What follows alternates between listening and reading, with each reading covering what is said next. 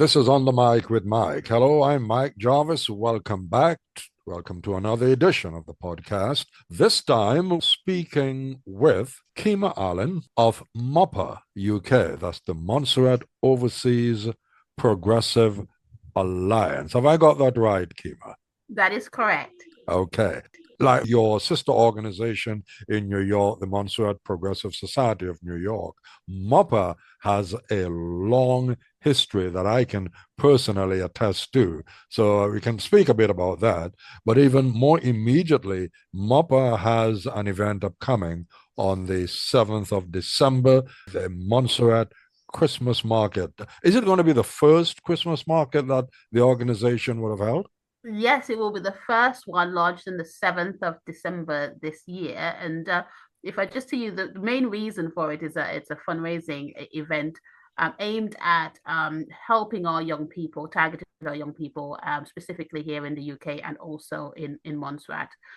Young people, for example, from a more of a deprived background who need some additional support. So that is really what the Christmas market activity or fundraising event would be involved.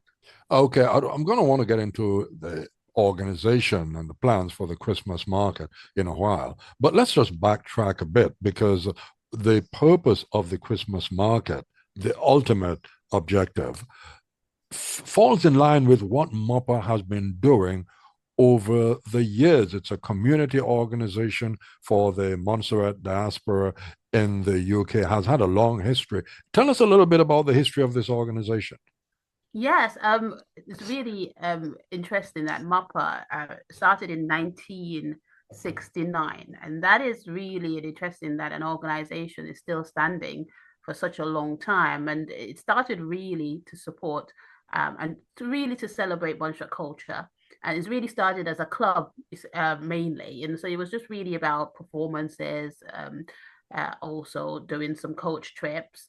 And it sort of evolved over the years. And I think after Hurricane Hugo, MAPA got involved in a lot of the fundraising activities there in helping to rebuild the country. And then after the volcano started, I think in 89, is when MAPA actually changed, converted the structure from a social club and became a charity. So that's really essentially in terms of the history itself and how MAPA evolved, starting from a social club. And then because of the needs and the demands of the Montserrat community over the years, particularly young people and also our elderly people as well, MAPA became more involved in fundraising activities, mainly for Hurricane Hugo, also with the volcanic activity that happened in 95, 90, 97 as well, when we had a lot of Montserratians displaced come to the United Kingdom as well. And they were able to fundraise quite a lot of money for the old people's home back home in Montserrat as well. So and also for the school as well, being able to set up a education fund there as well to help in the secondary school. And I do recall, even before what we have now as the sort of official representative Montserrat UK office for the government of Montserrat, with the eruption of the volcano and the resettlement of Montserratians in the UK, which had its problems at the beginning, it was MOPPA and some individuals who actually stepped in and tried to sort things out before the office was formalized. Yeah, very much so. And I remember because I came from Montserrat as a result of the volcano itself. And I remember coming here as a teenager, it was MAPA who really was, they had the fundraising activities, the dinner and dance, which MAPA was always known for. And because of those activities, they were able to continue to fundraise and to support Montserratians here as well, and also be able to send funds as well back home to Montserrat too. So yeah, it's been very much a staple and a very strong organization since 1969, and so it's really good to know that a charity who still actually continues to do the work and really, I actually attended MOPPA's AGM last year, and the first time I just sat there and I want to listen to hear the welfare officer speak about the work that they do for elderly people. Actually, when particularly over COVID, when everybody was shutting, and so some of us probably didn't even think about it. They were able to call them, make sure they keep in touch with those elderly people who didn't really have family members to be able to come and see them, because Montserratians are so displaced now as a result of the volcano. So it was really touching to just listen and hear some of the great work that MOPPA has been doing, that, to be honest, that a lot of people don't know, right? A lot of people know MOPPA has been existing for such a long time, but haven't realized, behind the scenes, there are actually people, welfare workers, who actually pick up the phone and stay in touch with our elderly people, which is really, really something for me when I just sat there and listened to what was MOPPA's really been doing for the last couple of years.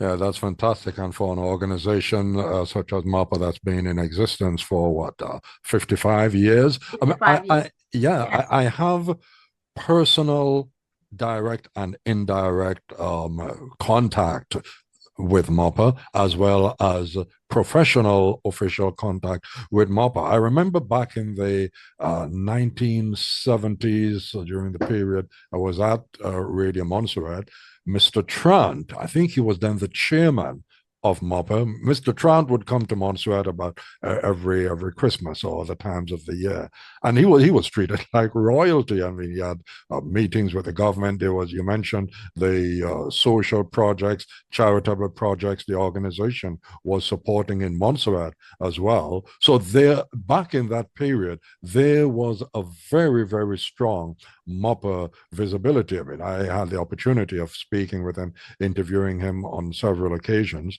And when I came first to the UK to study, he actually came and visited with me. And then, there was a family situation, and the organization was very supportive of my mother during that time of bereavement in the family when she lost her husband. So that's just my example. Now think Yeah, about all the other things that the exactly. organization has been doing. But in the recent past, to be honest with you, it seems to have gone a bit quiet.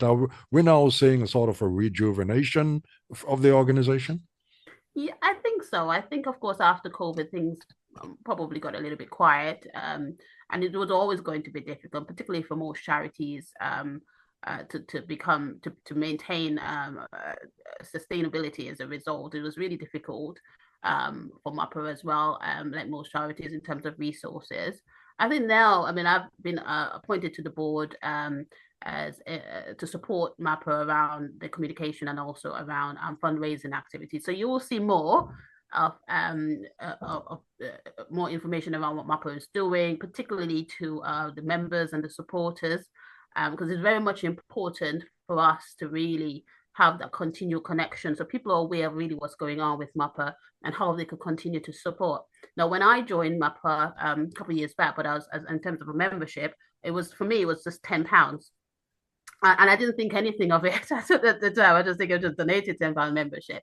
But then, of course, when you realize the work that MOPPA is actually having to do, it's really difficult to maintain and sustain any charity with £10 as a membership as it itself. But they haven't really asked for much in terms of donations.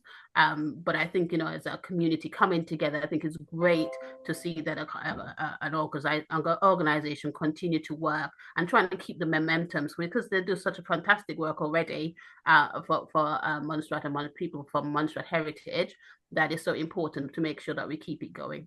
Yes, and I think that the organization in the UK was also involved in doing a lot of lobbying on behalf of Montserrat and Montserratians to the British government, certainly in the recent past. Tell us a little bit about the composition of the organization. Who's who on the board, and are you doing a sort of a membership outreach, membership drive at the moment?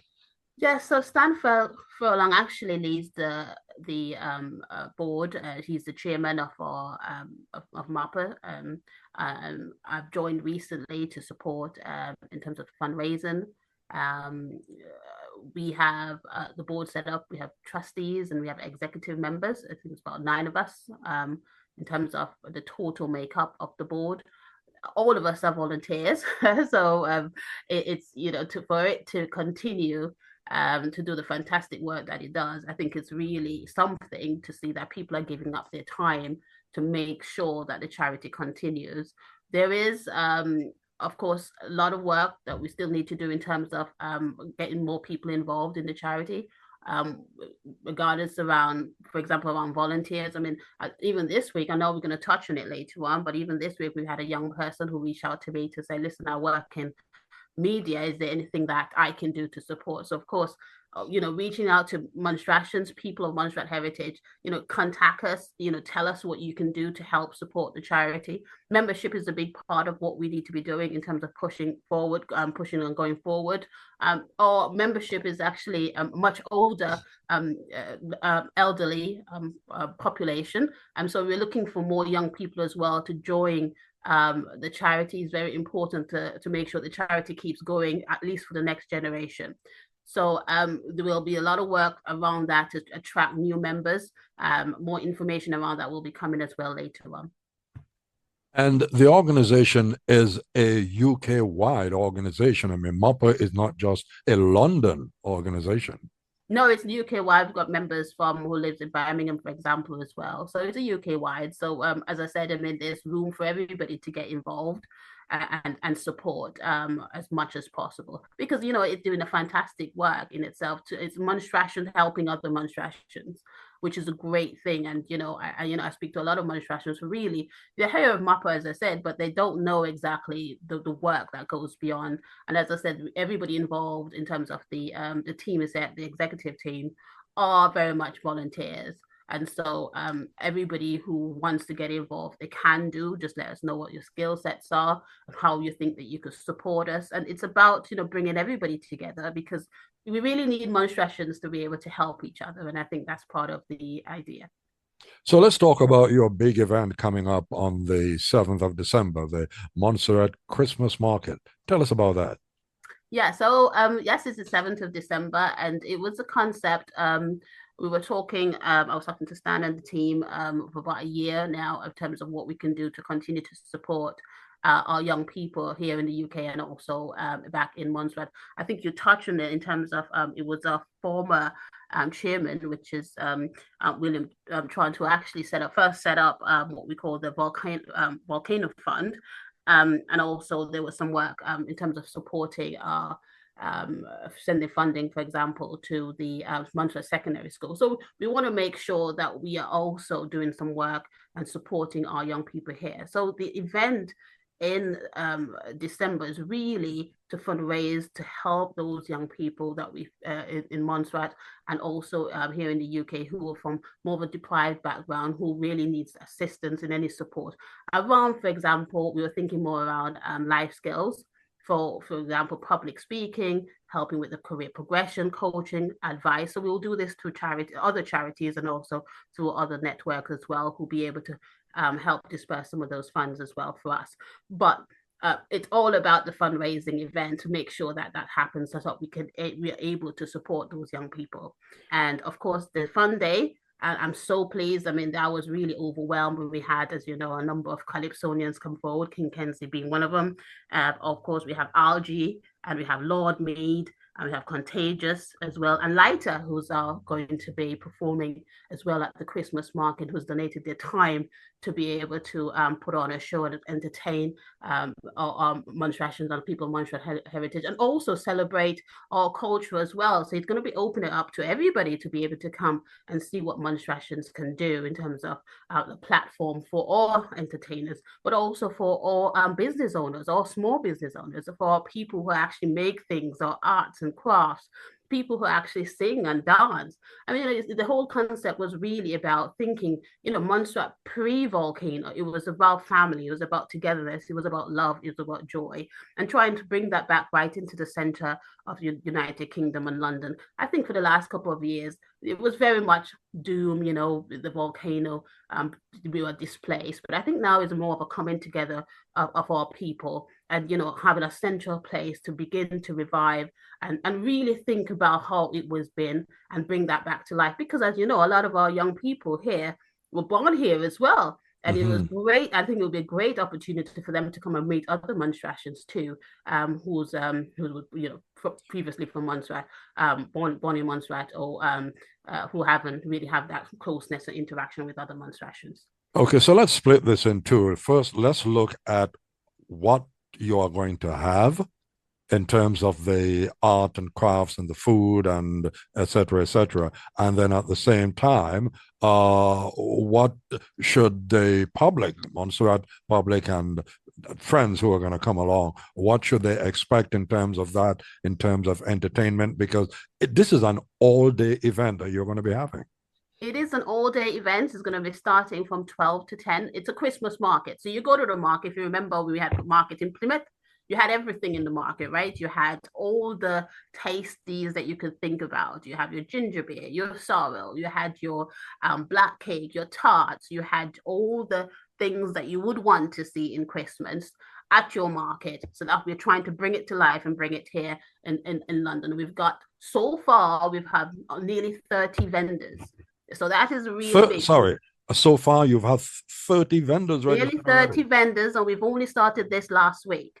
So it tells you that there's, the take up for this is rapid. And we've had so many people already who's already been in touch in terms of said, I want to do something. What can I do to support and make this happen? As I touched on the Calypsonians who were really thrilled when they heard about this initiative, who put themselves forward. They're doing the staging and all, being pretty much being involved. So you have the entertainment later on in the evening for everybody to enjoy. We'll have Santa because of course this is also for young people. So we'll have Santa, and we actually had people who've donated gifts, and that really touched my heart. I'm going to tell you that really did overwhelm me to see that Montserratians are coming forward and they've done this themselves. This is not, this is a celebration of us as a people. And as I said, the vendors, Montserratians, the entertainers, the food, the art, the culture, it's bringing all of us together. And the central place, we've been displaced for a long time, but I think this is us just kind of bringing back that spirit that we had pre-volcano. What's the ultimate plan? Is this now likely to become an annual event or even possibly likely to have it more than once a year? Well, MAPPA has a couple of activities that MAPPA does per year. We do the fun day every summer. We also have the Thanksgiving service every November. I'm sorry, September.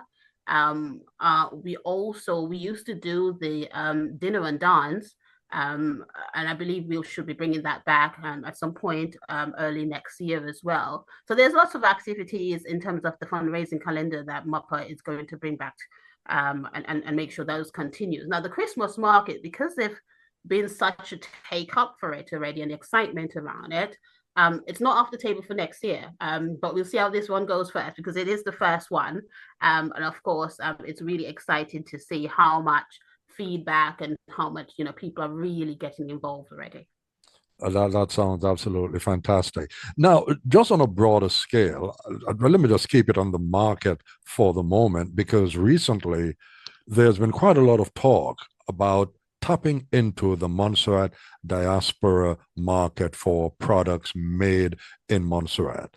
Are you anticipating that, okay, there's time involved to get items shipped up from Montserrat to London if someone were to have some of those things on display? But what do you think about the prospects of that, the Montserrat diaspora, in this case in the UK, as a market for products from Montserrat that could quite easily be shipped. And we see a lot of them on display during the Prime Expo event that they have in Montserrat, I think once a year. Yeah, you know what? It's for me, it's about taste and see, right? And it's a great way to give exposure and to have a platform. We talked about space for entertainers to be able to come and showcase their skills and the music. It's the same for vendors. It's the same for people with art, right? The Christmas market will be something for example, if I know we talked to you just touched on Prime. There's a lot of new products, for example, is introduced at Prime that people here in the United Kingdom have not had that exposure to, but not just Montserratians, right? This is United Kingdom. We have lots and lots and lots of people here, and if you're able to bring some of the products here, people from some of the big supermarkets, for example, might come and taste and see. And all of a sudden, you might see, some of our products in some of those big supermarkets as well. So it is possible, but we've got to think big, and we have to make sure we have the platform available so that people in Montserrat would be able to transfer or ship some of their products here. And then, of course, people in the wider United Kingdom will be able to access that. And for those people who might still be considering taking part as vendors in the Christmas market, how many more spaces do you have left if the demand is so great? And how do they get in touch with you? We have a few spaces left. So if you want to get in touch with us, please give us a call. Our details are on the flyer that has been circulated. You can find us as well on Facebook. MOPPA has a Facebook page as well. You can find us there, or also on MOPPA's website. You can send us a message there as well. And I think you've also been putting some stuff yourself and others on the Montserrat social media group pages like Montserrat Connection and some others as well. Yeah, if you go to Montserratians in the UK, Montserrat Connection. Also, if you go to Montserrat Got Talent page, for example, there's lots of information on there. And we try to feature every day some of our foods and some of our artistry work. And we will be doing that more often until we get closer to the event, because I think it's just for us to begin to remember really what our culture is, so bring it back to life, and people reading the stories that remember the smell, remember the taste, remember the atmosphere. You just kind of it's just really having that real feeling about what Montserrat's been like, and sometimes we take these things for granted, right? And we're getting much older. And of course, these are some of the things, of course, would be really good to be able to pass on to the next generation as well. So this would be a great opportunity for them to really to see and taste some of what our culture is about. Thank you very much indeed. Any final words from you? Yes, thank you, Mike, for having me. And as I said to everybody who's listening, please do come out and celebrate Montserrat Christmas Market. It's the first one, and we deliberately called it a Montserrat Christmas Market because we're not shying away for who we are as a people.